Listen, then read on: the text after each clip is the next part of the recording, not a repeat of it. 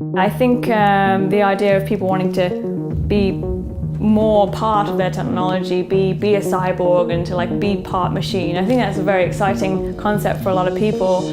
I think it's definitely splitting a sort of humanity a little bit as well. And then there's people that think I've sold my soul to the devil and that I'm, it's the mark of the beast and that the apocalypse is coming because we've started chipping people. So really like polar opposite reactions to this.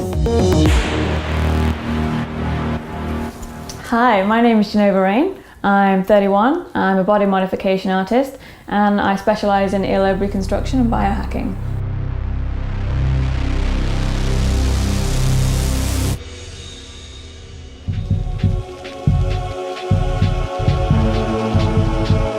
So about 6 or 7 years ago, I was doing a little bit of research and biohacking came up. And when I realized it was something that fell into my industry anyway, I was just immediately fascinated. And so that's kind of how it all started.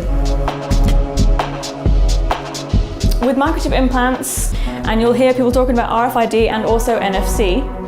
NFC is a specific frequency of RFID, which stands for radio frequency identification. So the two main groups that this is split in is to high frequency and low frequency.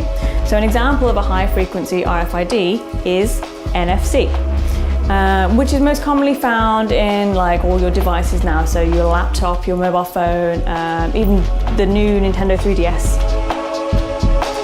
Oh, well, if you have a microchip in you, the government are going to track you and they're going to know where you are, and generally my response to that is, well, if you've got a phone, like they know all about you anyway, so the chip is the last thing you're worried about. The low frequency microchip that you'll find as pet tags, it's read only, you can't rewrite onto it.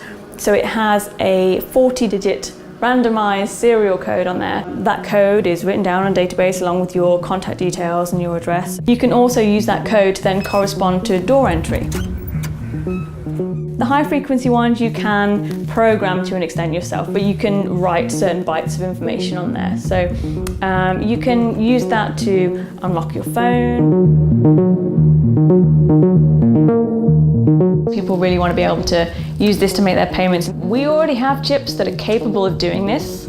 The issue comes from the verification process, convincing the banks that our payments are safe and secure. I actually think that's going to take a couple of years before we get sort of full verification. And even then, the amount of banks worldwide, we're talking about hundreds of different banks that would have to be on board for it to be a universal, recognized method of payment. So I think there'll be a time where you'll need a chip, but you won't be forced to have one. But they'll literally say, well, sorry, because of our security protocols and procedures, if you don't have a chip, then you can't work for our company. And there'll be a point where you're applying for a job, they will actually be able to discriminate against you based on security procedures.